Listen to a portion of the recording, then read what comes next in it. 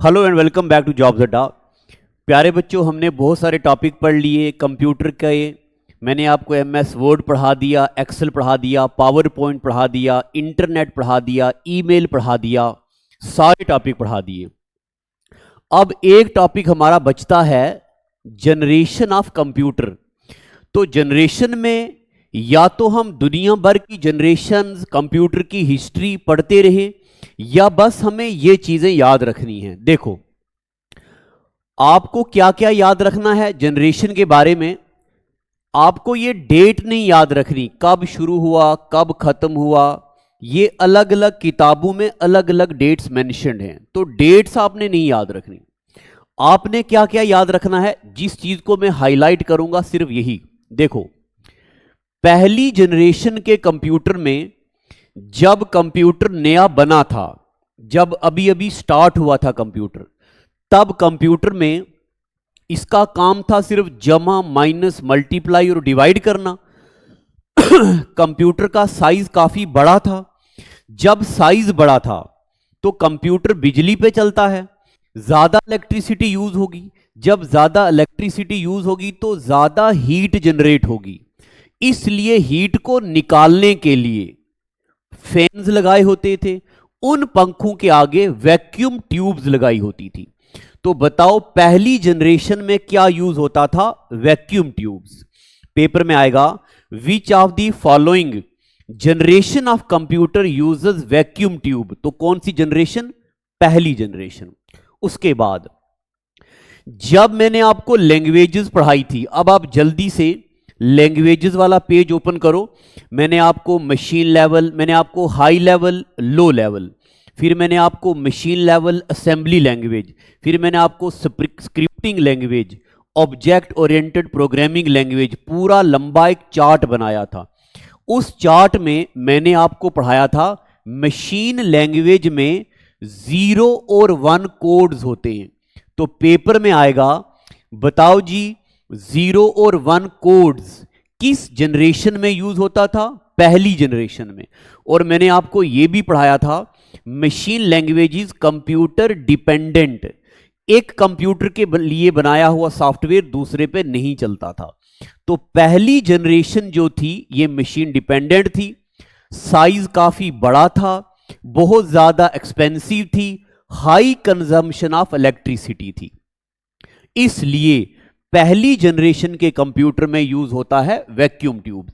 अच्छा, मैं आपको यह बताऊं कि यह आपको व्हाइट कलर शायद ना दिख रहा हो। वीडियो की क्वालिटी को 720 या 480 पिक्सल पे देखना, तब आपको अच्छा दिखेगा।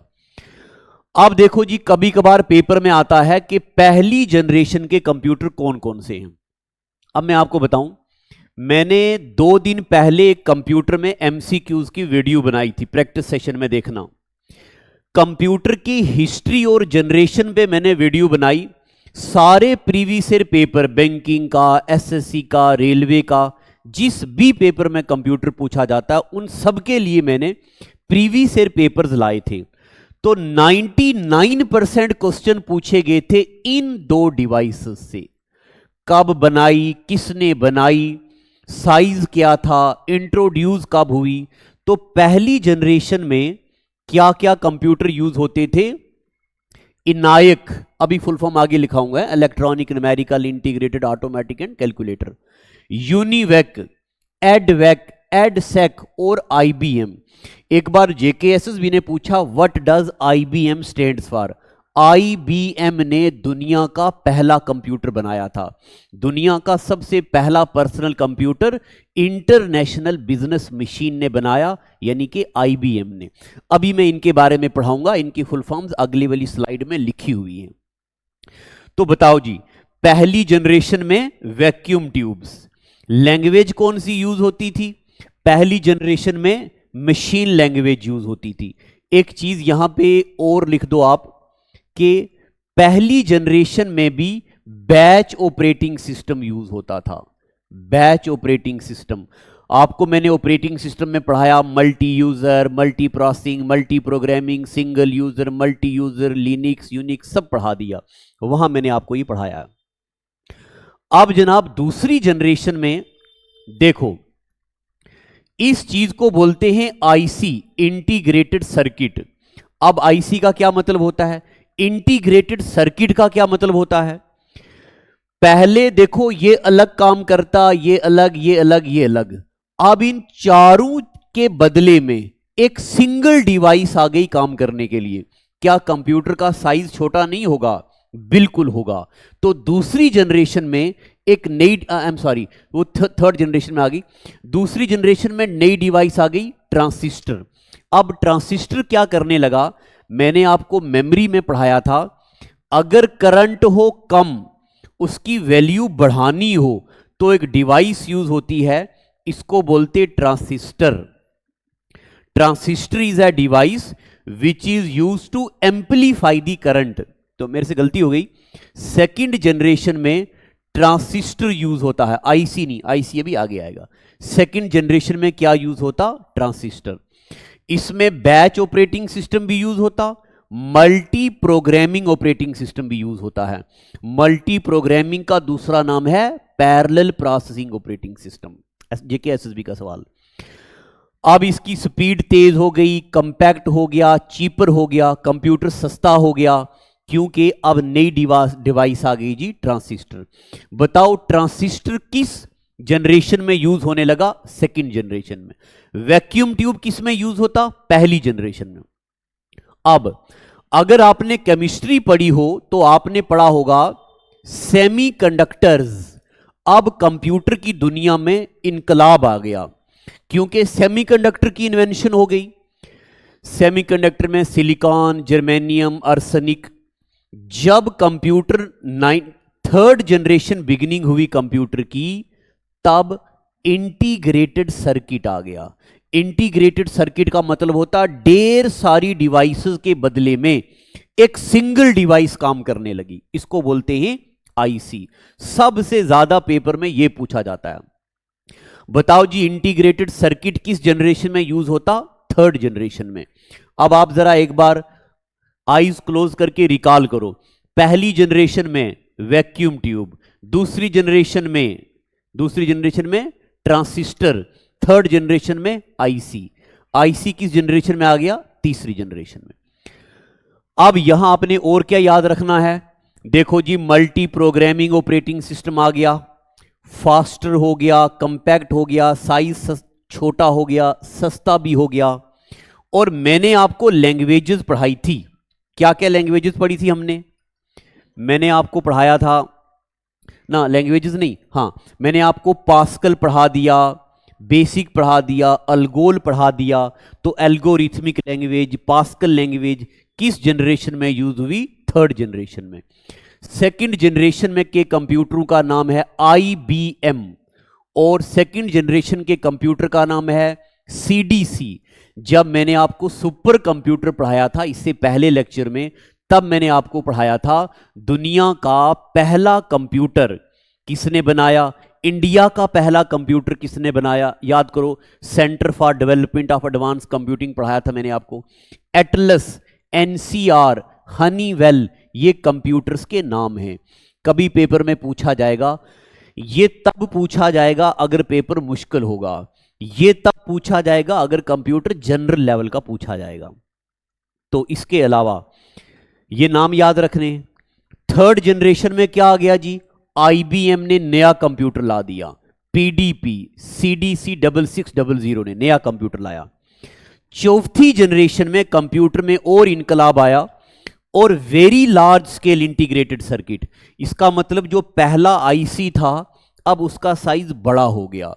अगर पहले एक आईसी 3 डिवाइसेस के बदले में काम करता था, अब एक आईसी 10 डिवाइसेस के बदले में काम करने लगा, तो कंप्यूटर का साइज छोटा हो गया। फोर्थ जनरेशन में इसमें देखो जी time sharing operating system, real time operating system, network operating system, distributed operating system, GUI operating system, ये सब मैं आपको पढ़ा चुका हूं। Graphical user interface, time sharing क्या होता है, रियल टाइम क्या होता है, डिस्ट्रीब्यूटेड क्या होता है, सब मैं आपको पढ़ा चुका हूं। तभी मैं जनरेशन एंड पे पढ़ाता हूं, आपको रिकॉल हो रहा होगा। इसके एग्जाम्पल हैं डेक 10 स्टार, क्रे, एप्पल, वैक्स 9000, ये कंप्यूटर्स के नाम हैं। और आगे जनाब फिफ्थ जनरेशन के कंप्यूटर में ultra large scale integrated circuit, पहली जनरेशन में वैक्यूम ट्यूब, दूसरी जनरेशन में आईसी, तीसरी जनरेशन में क्या आ गया ना, दूसरी में ट्रांजिस्टर, तीसरी में आईसी, चौथी में अल्ट्रा लार्ज स्केल, पांचवी में इसमें वेरी लार्ज स्केल, इसमें अल्ट्रा लार्ज स्केल। यहां लैंग्वेज यूज होने लगी जावा, सी प्लस प्लस और इंटेलिजेंस, आर्टिफिशियल इंटेलिजेंस। बताओ एआई कौन सी जनरेशन में आ गया? फिफ्थ जनरेशन में। दिख रहा है ना आपको? इसके बाद इसकी एग्जाम्पल आईबीएम, पेंटियम, परम तो याद है आपको, इंडिया के सुपर कंप्यूटर की सीरीज का नाम है। एक बार जेकेएसएसबी ने पूछा which of the following is example of operating system, तो वहां पेंटियम भी ऑप्शन में था। पेंटियम एक कंपनी है जो प्रोसेसर डिजाइन करती है, उन्हीं ने अपना पहला कंप्यूटर बनाया पेंटियम। चलो मैं साइड हो रहा हूं, आप इसको आराम से लिखो, इसका स्क्रीनशॉट ले लो, बस ये चीजें याद रखनी है। अब इनके पहले हम फुल फॉर्म भी लिख देते हैं, क्योंकि कांस्टेबल के सिलेबस में मेंशन्ड है कंप्यूटर टर्मिनोलॉजीज और एब्रीवेशंस। अब एब्रीवेशंस में क्या क्या पूछ सकता है एग्जामिनर? अभी जेकेएसएसबी का जो पेपर हुआ था उसमें पूछा गया, बताओ जी एस्काई की फुल फॉर्म क्या होती है। फिर मेरे नजरिए में सबसे मुश्किल सवाल अभी जेकेएसएसबी ने पूछा कि बताओ जी एस्काई कोड में ए का कोड क्या होता है। यह तो बिल्कुल पूछना जायज नहीं बनता, क्योंकि हमारे सिलेबस में लिखा होता है फंडामेंटल्स ऑफ कंप्यूटर। अगर आप में से कोई बच्चा बीएससी आईटी या बीटेक आईटी कर रहा होगा तो उसने पढ़ा होगा ए की वैल्यू होती है 65, बी की वैल्यू होती है 66। ये रिसेंटली जेकेएसएसबी ने पूछा। डिट्टो ही ऐसा सवाल एक बार एसएससी ने भी पूछा हुआ था, तो ये याद रखना है। अब मैं आपको इनकी फुल फॉर्म्स लिखाता हूं, देखो।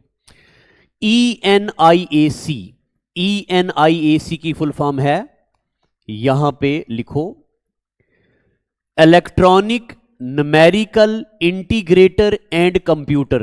पेपर में सवाल आएगा in ENIAC, C stands for computer भी होगा, कैलकुलेटर भी होगा, कंट्रोलर भी होगा, कुछ और भी होता है। तो इनाई का मतलब क्या? Electronic numerical integrated and computer. ये पहला कंप्यूटर था, 1940 के लगभग शुरू हुआ। दूसरा universal automatic computer, EDVAC, electronic discrete variable automatic computer. EDSAC, electronic delay storage automatic computer. पहली बार कंप्यूटर में स्टोरेज मिलने लगी, वो कंप्यूटर था एडसेक। बैंकिंग का सवाल है, बताओ जी पहली बार किस कंप्यूटर में स्टोरेज मिली? एडसेक में। CDC, कंट्रोल डेटा कॉर्पोरेशन है ये।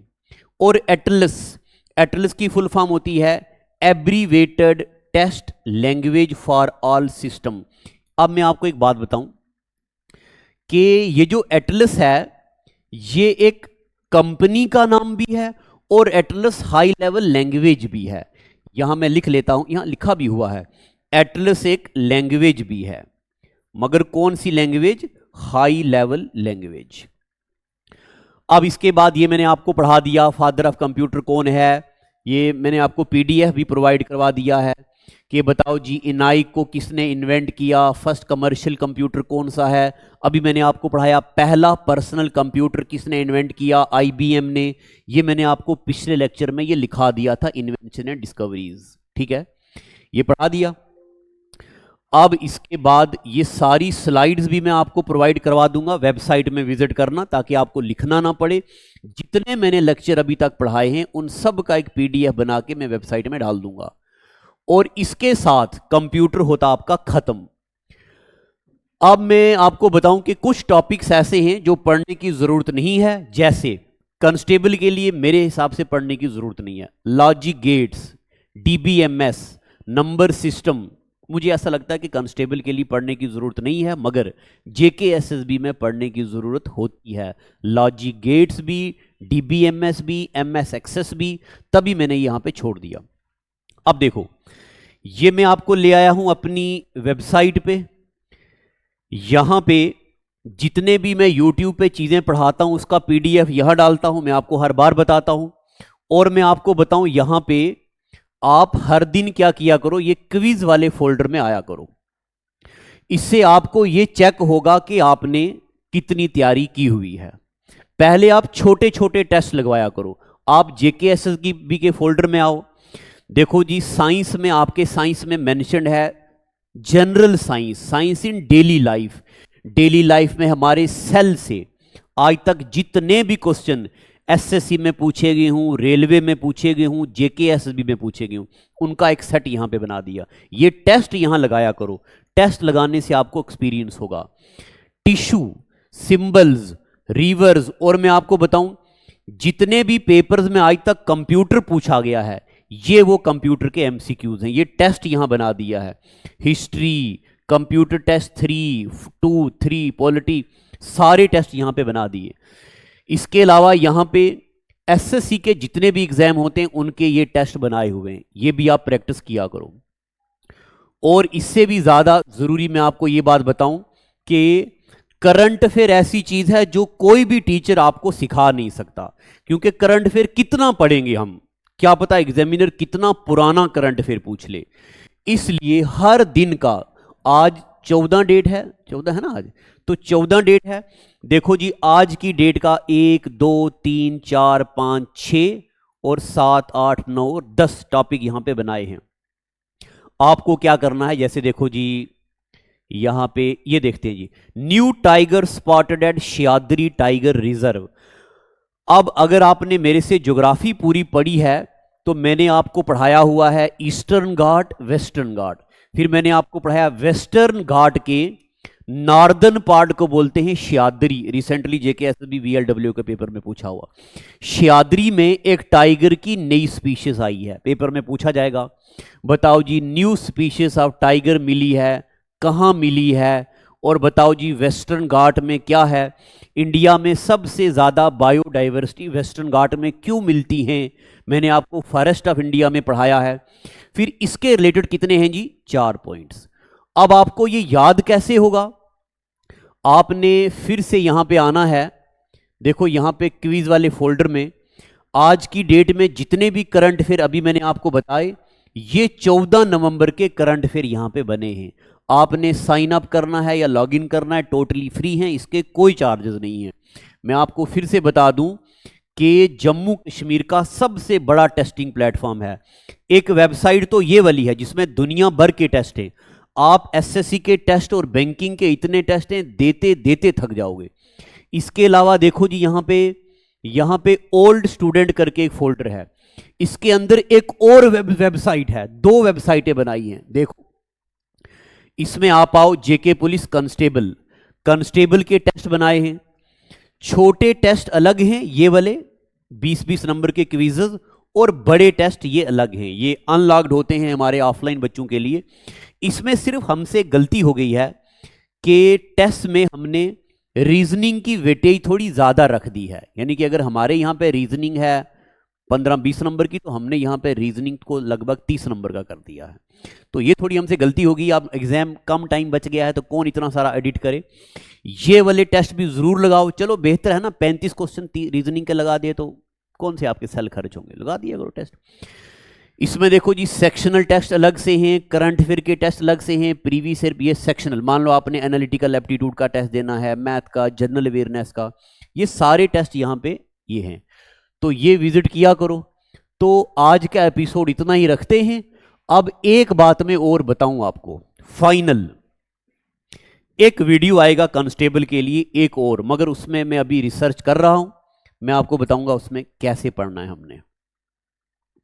देखो आपके सिलेबस में मेंशन है इंपॉर्टेंट प्लेसेस, तो प्लेसेस को दुनिया में, इंडिया में इतनी ज्यादा प्लेसेस हैं कि आप कितनी प्लेसेस याद रखोगे, इसलिए मैंने इसको ऐसे बनाया है।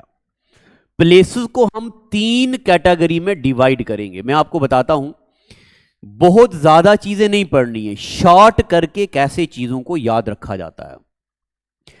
पहले आपने पढ़नी है इंडिया की सारी रामसर साइट्स, ठीक है, इंडिया की रामसर साइट्स पढ़नी है।